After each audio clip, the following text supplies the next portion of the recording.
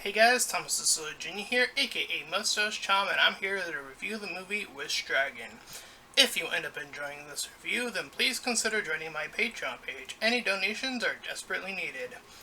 Alrighty, now that the shilling is out of the way, let's talk about Wish Dragon. So, in terms of, before I get into the events, the plot and story, I saw the trailer for this movie about, I don't know, 2 or 3 times, and I've saw a review before watching the movie, uh, a few, before I actually knew what this movie was.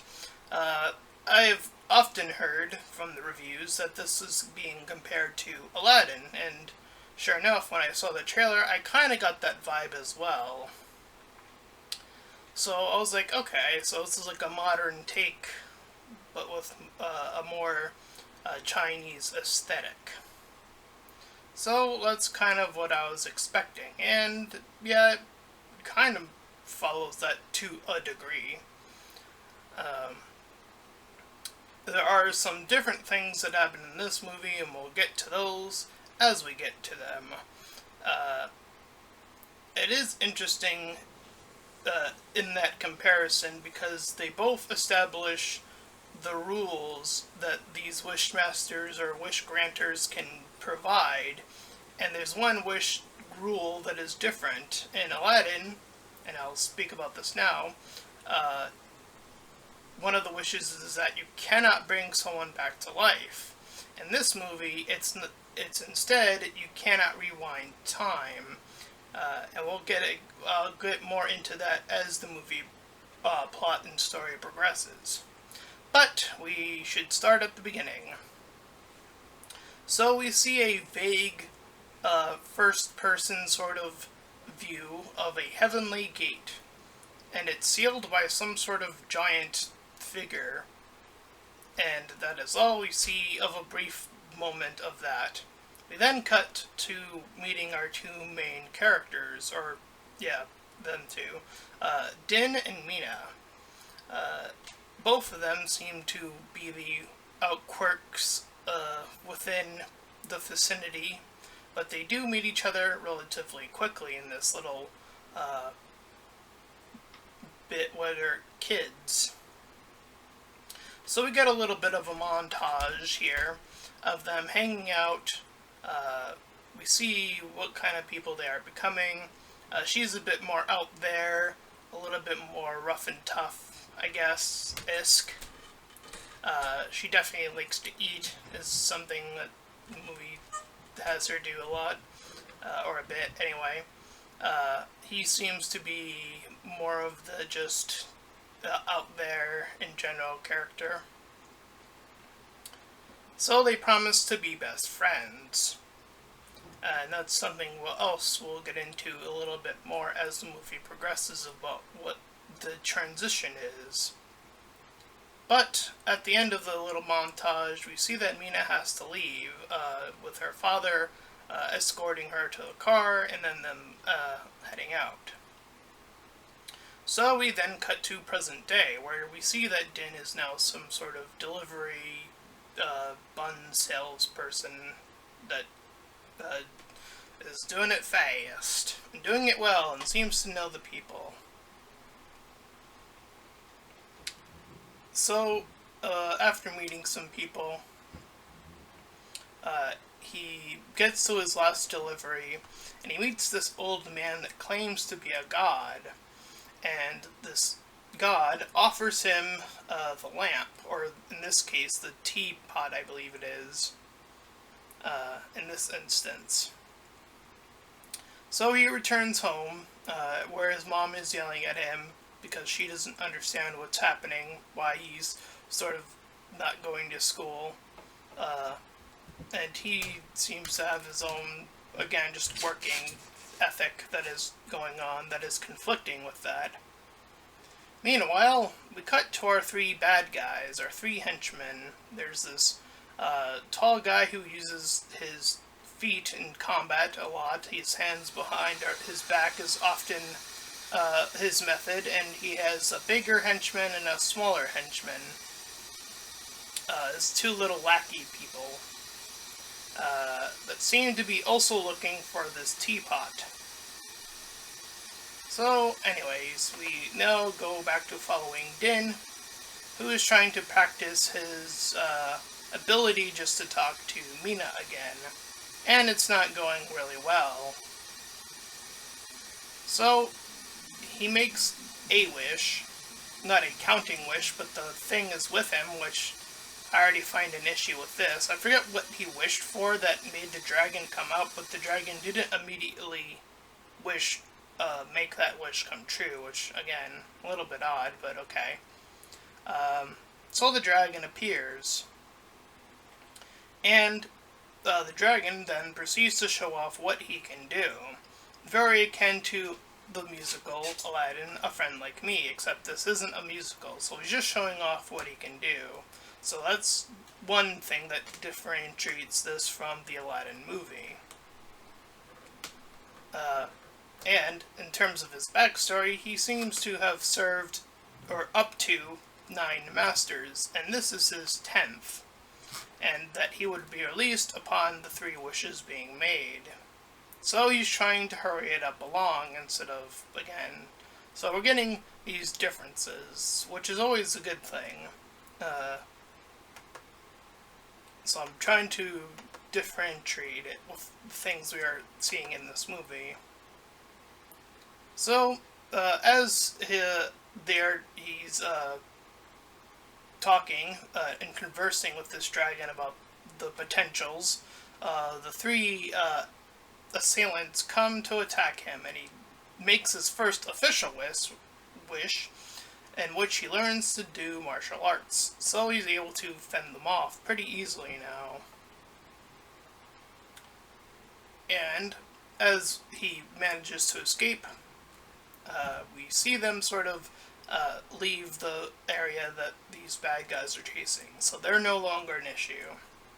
And as they're sort of traveling along, we see that the Wish Dragon also doesn't understand the current technology. I see that a bit in the trailer as well. It would appear like he has been in this teapot for a ridiculous amount of time, or at least the last time he was summoned, it was still within an early dynasty era within China. So a little bit of history there, because of course China has made its own changes like any other area in the world. But nonetheless,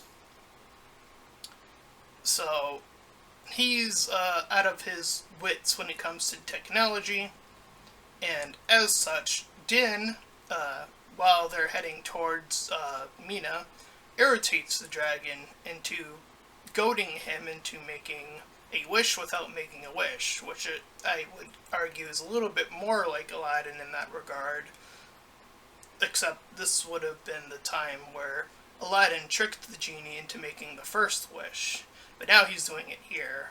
Din is making his second wish, now an official one, to travel a little bit faster.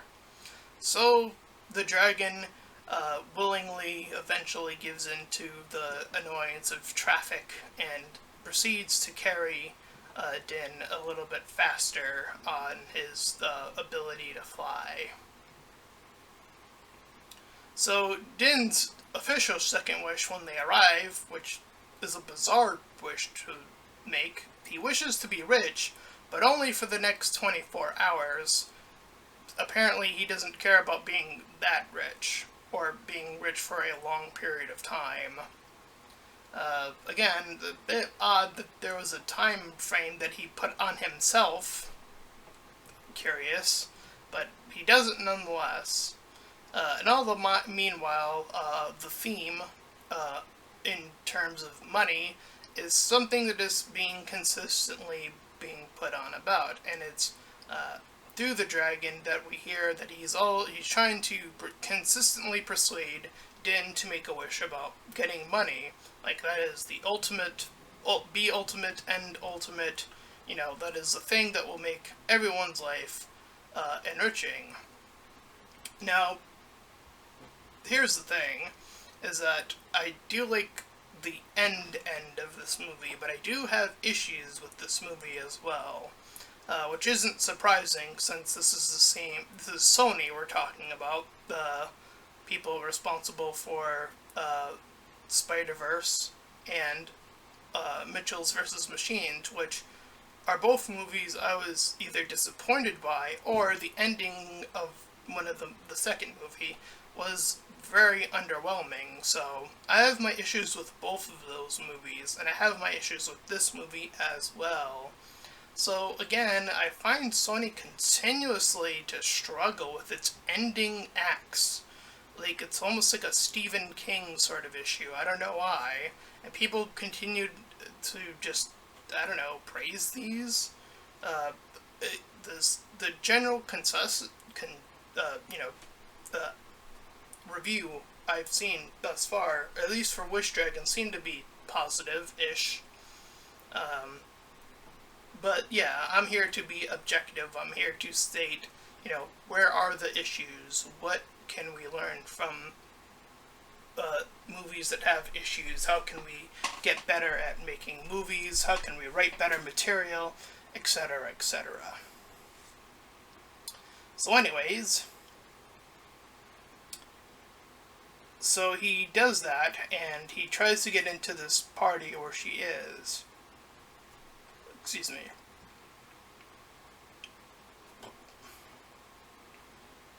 So,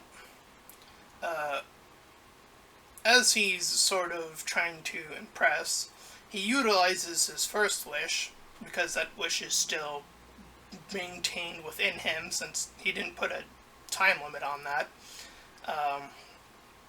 All the while, we get a little bit of side flirting with the bush dragon getting flirted on by some random woman. A little odd, but okay. As he's starting to turn back into a dragon because he's getting drunk. Anyways, back to the main plot. Mina is crying because her father couldn't make it, and all this pressure about like all these deals that are being put on her are consistently being pushed on her, and so on and so forth. And we get to our sort of secondary theme in the movie, this a whole ideal of self-pride. Both characters, from what we can tell, seem to be both indicate through dialogue that they are trying to help, others to a wide, range. Parents, social people, again, just the general people around them. And there's this heavy, and I mean a heavy sense of like, I have to be more, and it's a detriment to both characters, and it is a bit of a shame because the self-pride aspect to me doesn't get resolved as much. It's just kind of pointed out. It's like, oh, these characters, they're putting a lot on their shoulders, sort of say, but we don't really see them sort of kind of gain a self-pride, a self of like, what am I doing for me? How am I making my life better for me? And I think that is important. I think this movie did miss out on concluding that. So this is where the issues start to crop up here.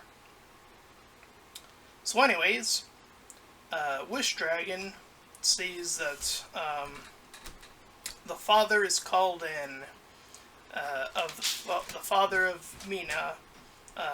So we have her side of the family going on. And all the while, Din lies, as the liar reveals story isn't so surprising again in Aladdin. Aladdin lied. He calls himself Dan, which one letter off, so that one was a bit weird. But I guess the bigger thing would be that they were a lot separated for such a long time apart. But I don't know why else she would forget, or not necessarily forget, but not recognize him.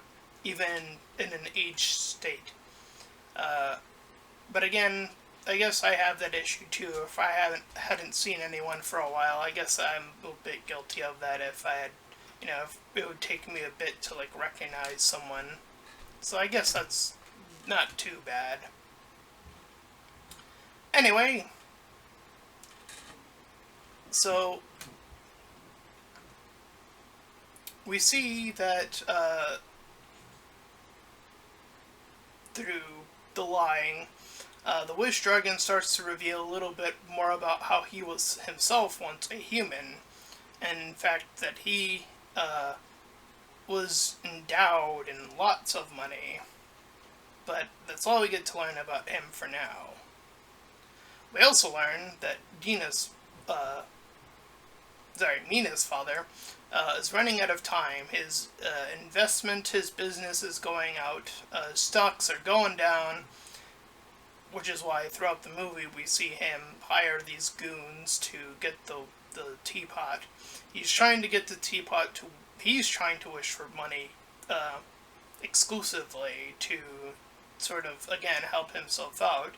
And we see that the level of desperation is what is causing him to, say, hire the goons. He's not doing it himself. Again, that sort of thing of like self-pride. What are you doing for yourself? He's not going out and trying to get I keep wanting to call it a lamp, so I'm so used to referencing Aladdin here, and I do apologize for that. I'm trying to avoid it. Anyway, so Jin gets his mom, and the dragon sees this. He's now starting to see more and more of this family, how they interact, and he's starting to shift in his morals and compass and all that good stuff. However, during the party, Jin and Mina have to escape because the three thugs arrive there. And as the Wish Dragon rises them both up to the rooftops, she mentions, because they were sort of on a date, as they were referring to it earlier in the movie, and she says that she would like to go on another real date. This is implying that they were once friends, and they're starting to transition into wanting to date each other. Which is actually, I'll give the movie credit there. That's something I don't think I've seen a lot of movies like this. And again, I'm trying to think of like Disney movies, because again, Aladdin. I'm trying to think of like, oh, the characters see each other, they actually date each other. That step, I don't see it too often. I'm trying to think of like, yeah, like I'm really struggling to like think of like a Disney movie where two characters actually dated each other. And I don't know. I'm at a loss. Maybe there is a Disney movie or a Pixar movie out there that involves that, but I wouldn't know off the top of my head. Anyway, back to this movie. So they're hanging around with each other again, and they're looking around the old town. She's sort of reliving her old memories, and they're still trying to escape. And he also mentions that he also wants to go on that real date.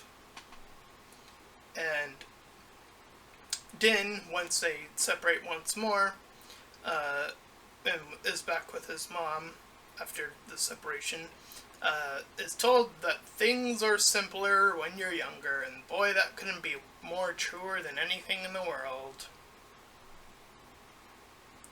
So, Din, completely at a loss, gets ready to throw out his third wish. He doesn't say it in a way that the dragon, he's trying to get around it in a way that's, he doesn't say, I wish to be rich. He's like, kind of trying to force the dragon to wish it in a way, I guess. trying to wish to be rich because he's tired and angry. So before the Wish Dragon enacts this, he teleports Din away and shows him the life that the Wish Dragon had lived, in which the Wish Dragon was independent, thought of himself, to the point of actually giving away his daughters, seeing his son die in battle, but still being insistent on wanting money. About I'm talking about self-importance to the highest degree. The part where you start to go, yeah, that's a little bit too far. Again, I am one who believes in you have to have enough self-importance to, of course, look after yourself in the basic way, of course. That validates your ability to live in a general sense. But again, based off of the backstory, we are seeing that he is looking after himself to the extreme degree. So, we see that the father leaves because now he wants to enact, he wants to be a part of things. And the wish doesn't technically come to fruition. So the three thugs go after Din and the father. They catch up once again. And at this point, the man who is using his battle legs, the man in white, obtains the wish dragon. So he now gets to make a wish. He turns his hand into gold and wishes that his ability to turn things into gold could be done through touch. Which, the moment that is shown, and not said, it's shown, you already know how this is going to end. But we gotta get there first. But it is obvious. But even after losing the Wish Dragon, Din doesn't give up. He still has his abilities. They don't, to do martial arts, that is. They still don't go away, so that means that the dragon's wishes aren't temporary unless you specify so, I guess. So that's interesting. And so, during their little kerfuffle, the Wish Dragon gets in between the two of them. Now they're both sort of interlocked into this fight. They both have their hands on the teapot, and the dragon can't do anything until only one person has it, because obviously you can't serve two masters at once or whatever. At least that's what the dragon says. And so the man who has this gold hand touches the dragon in a self-defending manner to defend Din, which makes the Wish Dragon turn to gold too fast for him to do anything else. So he sinks to the bottom of the ocean while Din makes his way up, unable to obviously lift that amount of gold. But he tries to, but he's obviously unsuccessful. And at the very end of the kerfuffle of the Wish Dragon and Din and all that, they're almost, I forget what moves specifically they end up doing, but it makes the gold man with the white on touch himself with the gold, so he turns completely into gold. That one was the obvious thing. And thus Din is just left there alone. So we cut to the Wish Dragon in the heaven as a humanoid. And the god there is saying that he's now allowed to enter. But the Wish Dragon says that even though he's allowed, that he still didn't get to make his final wish. And he refuses to leave until that is done. So, he returns to Din. Now, after a thing. So, okay. So now he has the wish spell. He has his third and final wish. I should mention that in this kerfuffle, that the martial arts white man in white, I should say, kicked Mina's father off of a construction site, and he fell to his death. Like, he died. He stopped breathing. He's dead. And Din gets there, or just wishes, I should say, that I guess we don't hear him say it, but the assumed wish is that he brings this man, Mina's father, back to life. Now again, I have to make that comparison to Aladdin. Aladdin had it be that you couldn't wish someone back to life. Here, apparently you can. And I actually do have an issue with this. I really do. That is very interesting, that you can just bring someone back to life. That has bizarre implications and terrible ones at worst value. So that's interesting that they altered the rule, and it makes things really, really questionable. Now, I want to make a comparison to another Disney movie, and it's not Aladdin, it's Disney or Pixar's Soul. And the reason I'm comparing to Soul is for another reason. So, when people were reviewing Soul, we had a scenario where the main character, quote-unquote, died, right? He goes to heaven, or so on and so forth, and we see him try to look for a way back. Now, the most important scene in that movie that I know for a fact a few reviewers completely neglected in their reviews because they were stupid enough to say that he should have died. They were stupid. Objectively stupid. They missed it, obviously. Is that he could see, through this shaman guy, that brings him back to his body, that he was breathing. AKA, he was alive.